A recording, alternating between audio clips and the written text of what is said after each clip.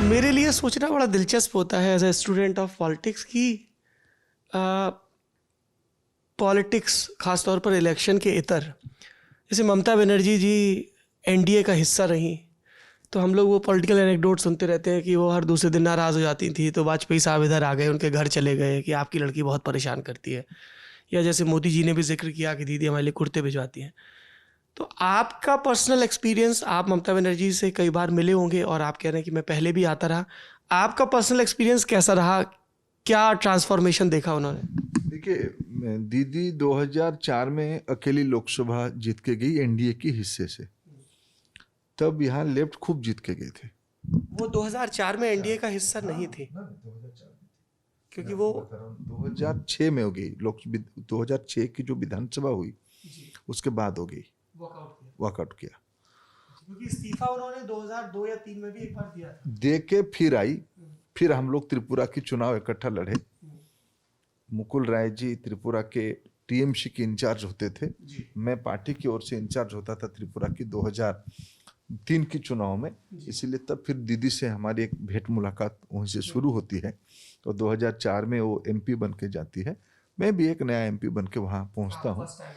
तो मैं दीदी के पीछे सीट में बैठता था। दीदी अकेली जब लेफ्टिस्टों के साथ लड़ते थे, कांग्रेस के साथ लड़ते थे, तो मैं दीदी के साथ प्रजातांत्रिक मूल्य बंगाल में बरकरार रहे दीदी की लड़ाई में उनके साथ होता था।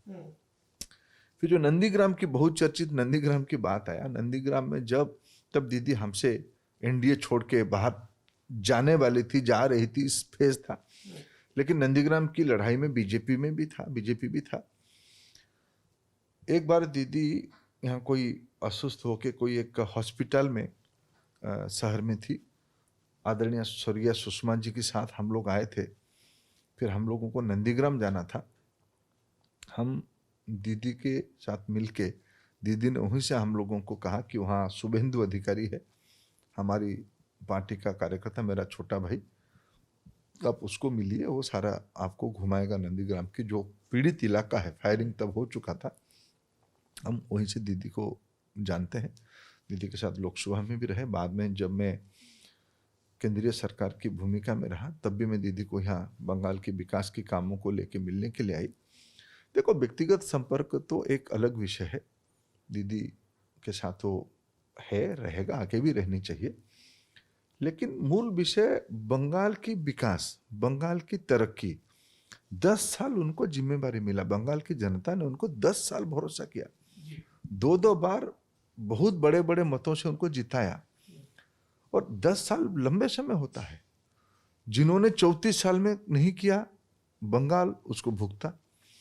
उससे और आगे खराब ये पिछले 10 साल में हुई है। दीदी आज बंगाल की दिशाहीनता की, अपार संभावना की राज्य बंगाल की युवाओं की, महिलाओं की, गरीबों की आकांक्षा को पीछे ले जाने के लिए प्रमुख जिम्मेवार है।